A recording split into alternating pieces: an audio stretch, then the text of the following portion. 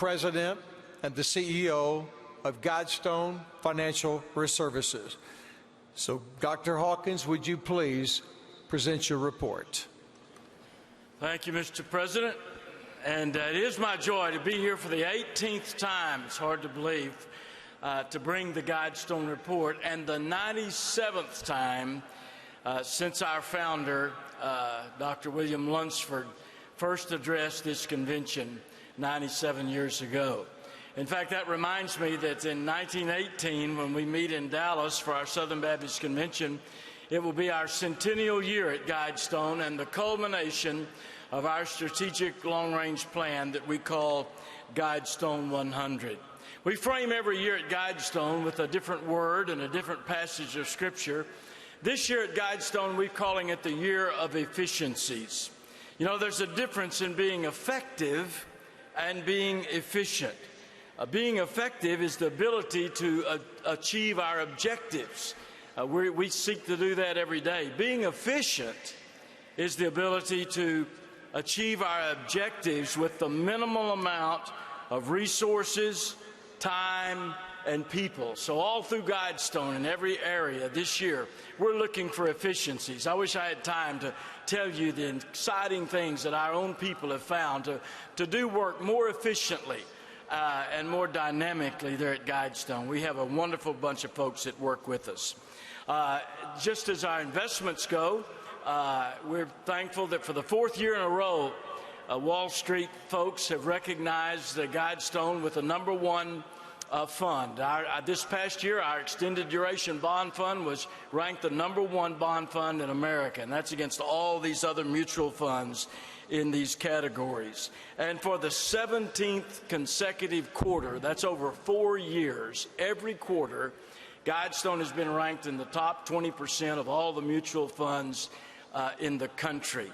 This is an amazing accomplishment, and there are only 6 mutual funds out of 243 that are in this ranking that have ever been able to say that. We've got an incredible group of folks who are in our investment team that are working daily to get all of us to a place of vocational retirement with some financial security. And you can be thankful for those folks that work at Guidestone doing that. They're competing against the world's best, and they're beating them. I often am asked the question, are we going to have another correction in the stock market? And the obvious answer is not if we are, but when we are, because historically we always are going to do that. So it's a good opportunity for me to remind all of us that retirement planning is a marathon, and we find our risk tolerance and we find our objectives, and with those tools Guidestone gives you, and we set the course and stay there. In fact, in this last downturn we had at the bottom of that trough in 2009, just a few years ago, if folks hadn't panicked and had just stayed where they were and not even made another contribution over these last years until now, their account would be up 253% if they just stayed where they were following an index S&P 500. That means if you had $1,000 in your account, you'd have $3,533 today. If you had $10,000, you would have $30,000 in your account. If you'd had $100,000 in your account, you'd have $353,000 in your account. That's what's happened in the market. If you didn't panic, if you'd have gotten out, you'd have lost those gains. So it's a marathon. So find those tools, get them, and stay the course. As you know, we've launched Guidestone Direct, where folks in your church now can be a part of Guidestone, and all that does is to help build that asset base, to keep those fees lower, to help serve that pastor that's out there at the crossroads. Health insurance. Are we competitive? 98% renewal rate on all of our group plans last year, and this is a time when everybody's shopping insurance. We're very competitive. 99% renewal on all of our disability and life and dental products. And on the personal side, you used to have 10 employees to be in. We're widening that and opening that, where as few as 2 employees now can get in to that and be a part of what that group is. Our health program remains strong and is committed to advocating for all of us. As you know, we never thought we'd see the day in health care when we'd see our own government trying to force folks like you and me to choose between convictions and coverage. That's why we filed a lawsuit against HHS, and we have an injunction on it now, as many of you know, and that injunction has spared hundreds of our ministries millions of dollars in penalties over the last 18 months. And we remain determined to not allow this administration or any others to tell us we have to provide abortifacients to folks and pay for them ourselves or provide them at all. And our health insurance has never been in a better shape than it is right now. I hope you'll check it out. The wellness issue, I wish I could say that it's changed like everything else that Guidestone has, but still, half of the claims we pay are for preventable diseases. Almost half of the prescriptions we provide are for stress-related hypertension, heart issues. Our folks are not real healthy. We found 2 people today with diabetes, didn't know they had it in the wellness center. One was over 50 and had never even had a blood test. If you'll come by the wellness center today, we're going to give you $150. And if you need well, it's not going to be in cash, but it's going to be that much worth of blood work and all those other things that make up that wellness check. And I hope you'll go by there for your own good and the sake of your own family and your health and do that. Property and casualty, we want to serve your church with property and casualty where we can. Nobody knows the church better than Guidestone, and we're having tremendous success there. And let me just briefly, because our time is short, close with mission dignity. It is the roots of who we are.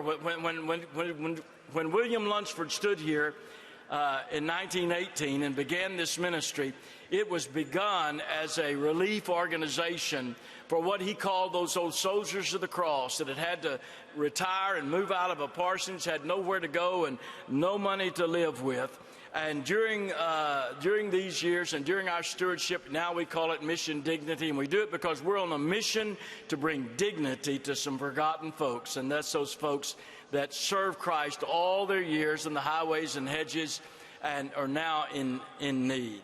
And one of the great things we're so thankful for that is over the last 15 years, we've raised over $100 million for Mission Dignity and been able to come alongside so many precious people. I want to thank all of you that use the Joshua Code in your churches and still will, or the Jesus Code. Every dime of these royalties go to Mission Dignity, and those 2 books in the last 2 years have 500,000 in print.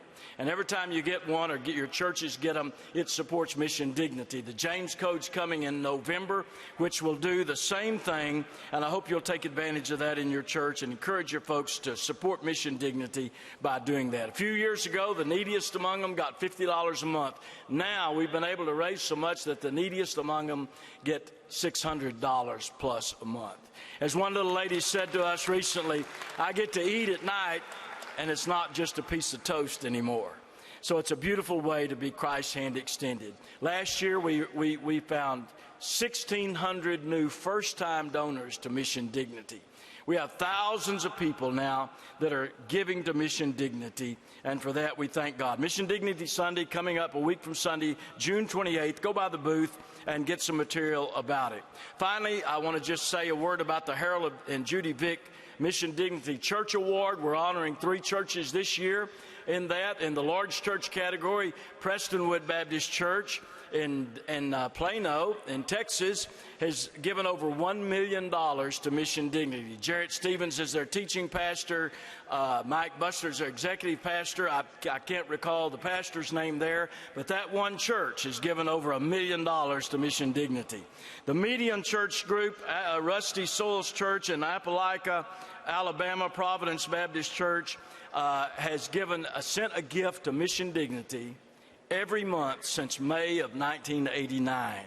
And in the small church category, the Cross Point Church up in Whitesboro, New York, where Sam Macri is the pastor, for the 20th consecutive year, every month sent a gift to Mission Dignity. You know, all 3 of these pastors, Jack and these other 2, have something in common. All of them have been at their same church over 25 years.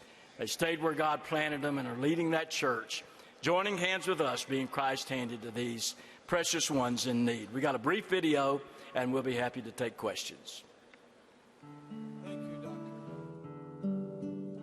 It's just really a heavenly marriage. He brought a city boy from Augusta, Georgia, to a country girl from Jackson, Mississippi.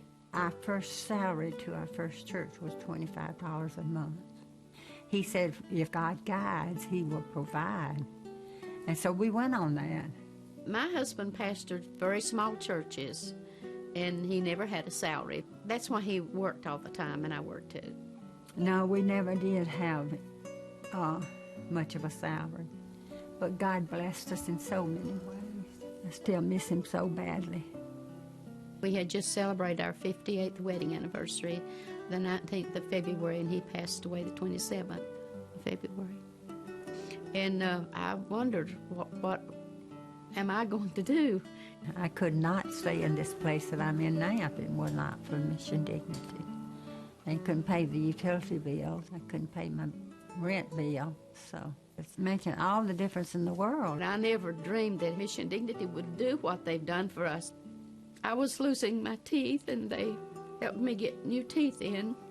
And that meant so much because I wanted to smile every once in a while. It's just been such a blessing to know that I have heat in the wintertime, and I have gas in my car that I can go to church. It makes me be more like everybody else. I can have a Bible study if I wanted to, and help me live a normal life, as normal as it can be without my husband. I could never do enough for the Lord to deserve what Mission Dignity has done for me. Never, never. It's an answer to prayer. I thank all those who do give. I so appreciate it and thank them for helping me. I know Mission Dignity loves me. It's just such a blessing.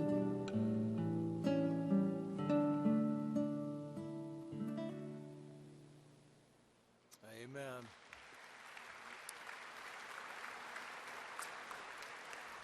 Thank you, Dr. Hawkins. Now, do we have any questions concerning the report from Dr. O.S. Hawkins?